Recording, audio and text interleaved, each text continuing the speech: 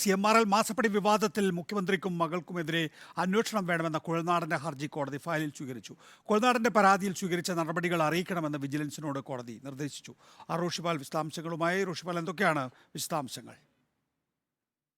Nikesh, Mathew Kuzhalnadan CMRL മാസപ്പടി വിവാദത്തിൽ ഇടക്കാല തർക്കപരിഹാര ബോർഡുമായി ബന്ധപ്പെട്ട റിപ്പോർട്ട് പുറത്തു വന്നതിന് പിന്നാലെയാണ് ഈ വിഷയത്തിൽ പരാതിയുമായി വിജിലൻസിനെ സമീപിച്ചത്. വിജിലൻസ് തുടർ നടപടി സ്വീകരിക്കാത്ത ഒരു സാഹചര്യത്തിൽ കൂടിയാണ് കോടതിയെ സമീപിക്കുകയും ചെയ്തത്. ഏതായാലും കോടതി ഈ ഒരു ഹർജി ഫയലിൽ സ്വീകരിക്കുന്നതിനൊപ്പം തന്നെ വിജിലൻസിന് നോട്ടീസ് അയക്കുകയും ചെയ്തിട്ടുണ്ട്.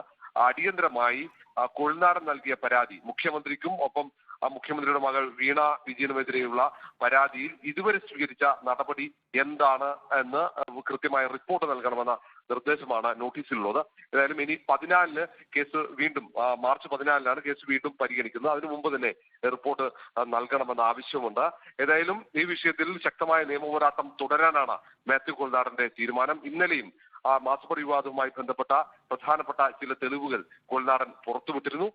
കോൺഗ്രസിന്റെ പിന്തുണയ്ക്ക് അപ്പുറത്തേക്ക് കുഴൽനാടൻ ഈ വിഷയത്തിൽ മുഖ്യമന്ത്രിക്കെതിരെയുള്ള കൂടുതൽ തെളിവുകൾ വരും ദിവസങ്ങളിൽ പുറത്തുവിടും എന്ന് തന്നെയാണ് ഇന്നലെയും ഫേസ്ബുക്കിലൂടെ അറിയിച്ചിരിക്കുന്നത്. റോഷിപാലാണ് വിശദാംശങ്ങൾ നൽകിയത്.